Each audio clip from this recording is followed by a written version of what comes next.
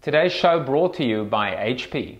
I want to talk to you today about a story that caught my eye, and I'll talk a little bit about the story itself and maybe some of the underlying thoughts associated with it, all the implications. Now, the story in question involves Kelly Clarkson. She's got a magnificent voice, she's incredibly talented. She's also a little chubby and she's been fighting a weight problem. It's true, she's been fighting a weight problem and she's coming to terms with it, etc. But the story is really not about Kelly. She was on the cover of Self magazine. Self magazine, it's all about self-worth and self-appreciation and loving your inner self and your image and how you feel about yourself, blah, blah, blah. But she was retouched. She wasn't just retouched. I mean, she looked like Kate Moss, basically, without the stuff in her nose. No, she looked like Kate Moss at the end. And anybody who knows her knows that she is no Kate Moss. That's okay, by the way. We love her for who she is and how she looks.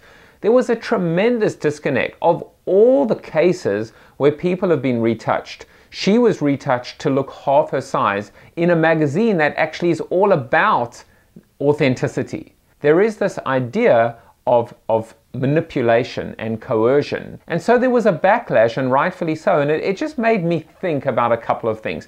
How long before, a la the FTC going after various disclosure issues associated with celebrity endorsements, associated with social media, associated with research and results not typical, how long will it be before magazines, before advertisers, before marketers are held accountable to misrepresenting what in fact is the reality? So the whole point about the magazine business is, this is the question that ultimately I want to ask, or the takeaway.